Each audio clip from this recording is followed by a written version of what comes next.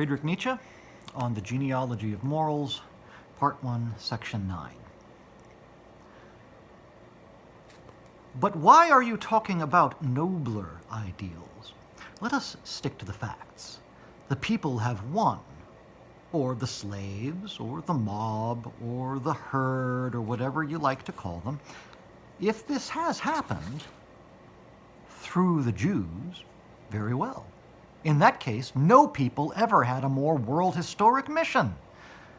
The masters have been disposed of. The morality of the common man has won. One may conceive of this victory as at the same time a blood poisoning. It has mixed the races together. I shan't contradict, but this intoxication has undoubtedly been successful. The redemption of the human race from the masters, that is going forward. Everything is visibly becoming Judaized, Christianized, mobized. What do the words matter? The progress of this poison through the entire body of mankind seems irresistible.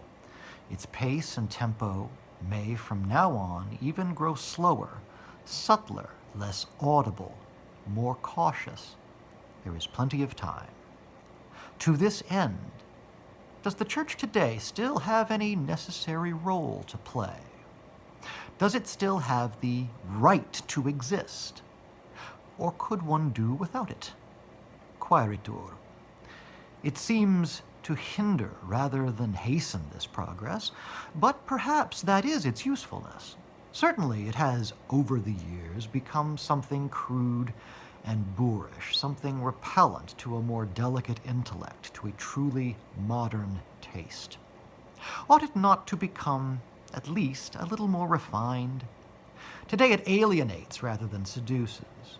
Which of us would be a free spirit if the Church did not exist? It is the Church, and not its poison, that repels us. Apart from the Church, we too love the poison. This is the epilogue of a free spirit to my speech as an honest animal, as he has abundantly revealed, and a democrat. Moreover, he had been listening to me till then, and could not endure to listen to my silence, for at this point I have much to be silent about. So, most of this aphorism, of course, is Nietzsche's sort of impersonation of what he thinks will be the kind of response to what he's said so far by probably somebody akin to the English psychologist that he was sort of parodying in the earlier passages of the book. And I sort of imagine here somebody like Thomas Jefferson, who went so far as to re-edit his own version of the New Testament that basically stripped out all of the miracles and the supernatural stuff and anything that he found morally objectionable, and basically reduce the New Testament to a series of moral maxims or lessons.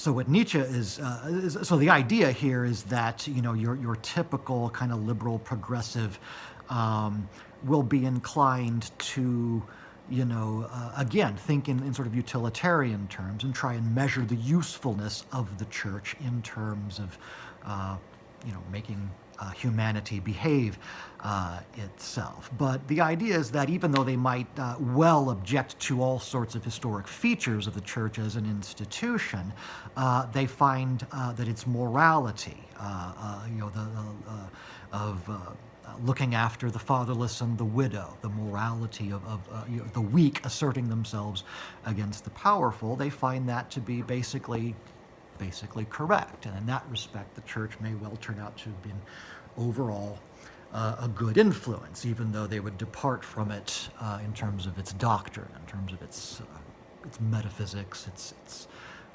philosophy of history, that sort of thing. What really, I think, gets to me, though, is he uses this phrase, right to exist. He's specifically puts this phrase in the mouth of this Thomas Jefferson type,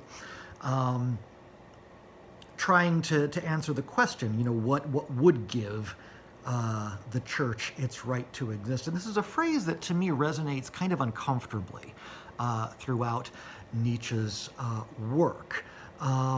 He's all along, I think, been kind of hinting, and will continue to hint, that he sort of sides with the more primitive conception of good and bad, the conception of the masters, where good is really nothing but an expression of power enjoying itself. And he'll famously go on, I think, a year later in his little book, The Antichrist. There's that very, very famous passage at the beginning where he defines the good as simply that which increases the feeling of power, the will to power. And so, in that respect, he seems to want to suggest that more primitive master morality, or the master's conception of the good, has a superior right to exist relative to the slave morality that follows, that turns it upside down. And reevaluates all of its values. But I feel like the point here, I mean, honestly, if we really can say that this slave revolt in morality was successful, which would make it historically very, very unusual. There's only one other permanently successful slave revolt that I know of, and that's the Haitian Revolution, the late 18th century, under the leadership of his name escapes me for some reason. Toussaint Louverture. Anyway, but I mean that's quite an extraordinary success in that respect. If the slave revolt in morality really did overturn the master morality, then why isn't that a legitimate expression of power? Doesn't that increase the feeling of power too? The power of the slaves, right? The power of the powerless. And I think what Nietzsche is going to want to suggest is that the difference there is that power is merely reactive, and that it's basically founded upon a kind of hatred of power itself, and a hatred of the masters. So it's merely vengeance rather than creation. It's reactive rather than original. And yet I think that prejudice of sort of trying to legitimate something by suggesting that it's original, I don't know, that seems overly simplistic. I think that's going to fall apart. I don't think that conception can really be maintained, and I don't really understand why it is that the slave revolt is somehow a lesser or more contemptuous expression, or contemptful expression of power than that raw master morality. If indeed it has been as successful as Nietzsche has presented it as having been.